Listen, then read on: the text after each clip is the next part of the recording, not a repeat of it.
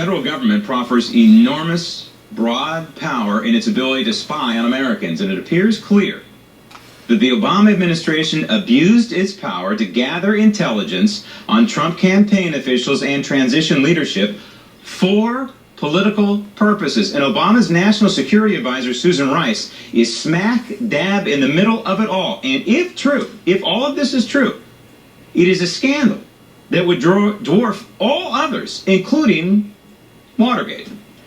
Joining me now from Southern California, investigative journalist and Daily Ledger contributor Kimberly Dvorak. Kim, in your estimation, all this boils down to and comes down to many years ago, Executive Order 12333, which actually was signed by Ronald Reagan.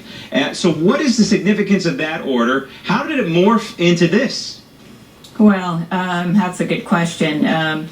It's morphed into total and utter complete surveillance in the United States. We know that the U.S. government does have access through the NSA to listen to monitored, cell phone conversation, texts, emails. Of course, this was, vehemently denied a few years back when Mr. Snowden came out and was a whistleblower.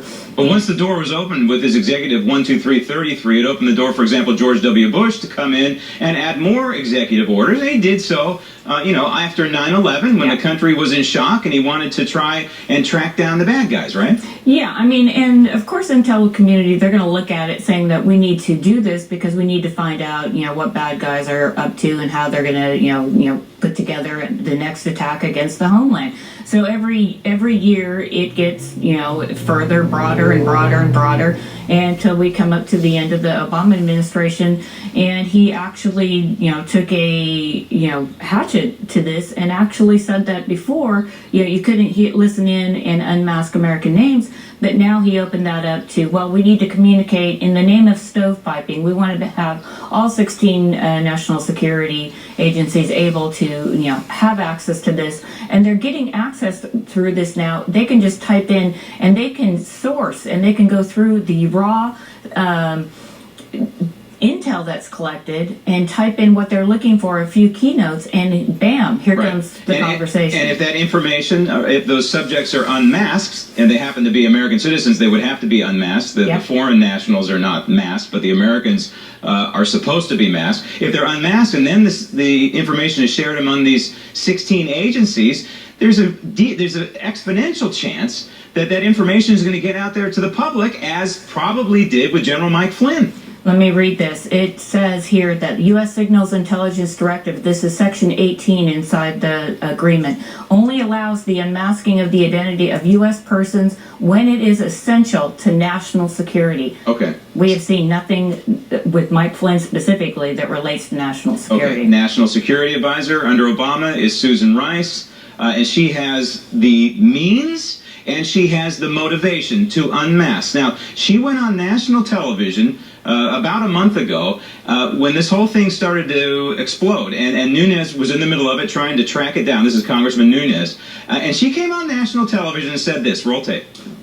He and the people around him may have been caught up in surveillance of foreign individuals and that their identities may have been disclosed. Do you know anything about this? I know nothing about this. I was surprised to see reports from Chairman Nunes on that count today.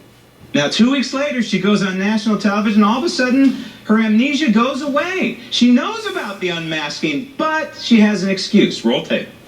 Within that process and within the context of the Trump campaign, the Trump transition, did you seek the names of people involved to unmask the names of people involved in the Trump transition, the Trump campaign, people surrounding the president-elect? Let me be clear. In order to spy on them, in order to expose them? Absolutely not for any political purposes, to spy, expose, anything. But Did you leak the name of Mike Flynn? I leaked nothing to nobody, and never have and never would. Oh, she's a greasy and illiterate thing, isn't she? A double negative there. Yeah. But really what's important is for political purposes, she qualified her answer. Any attorney will tell you that she qualified her answer there for political purposes. So the justification, maybe something else in her mind, but the bottom line is she was at the epicenter of this unmasking.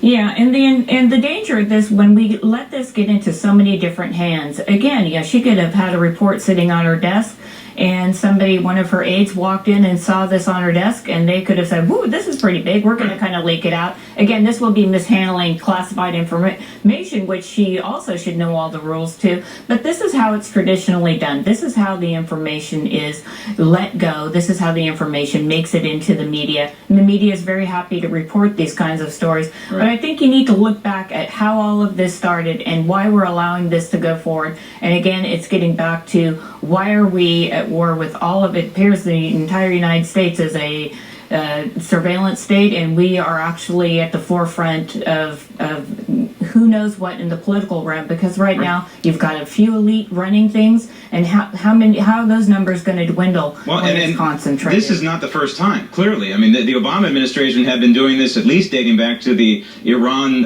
nuke deal when they unmasked Israeli officials. Yeah. And masking should be a rare and solemn occurrence, but apparently not in the Obama White House. This is just the tip of the iceberg. But the big picture, as you were alluding to just a few seconds ago here, is the Fourth Amendment. Mm-hmm. What has happened in the name of post 9/11 life? What has happened to the Fourth Amendment?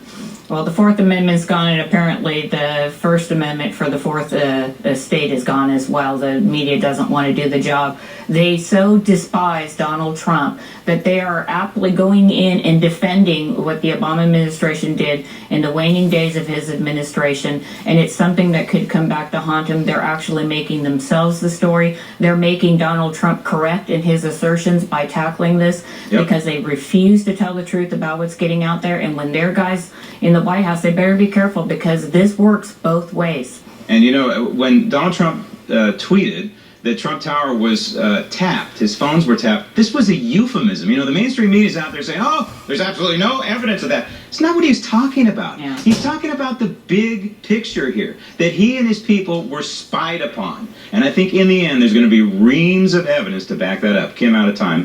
Thank you. Thank you.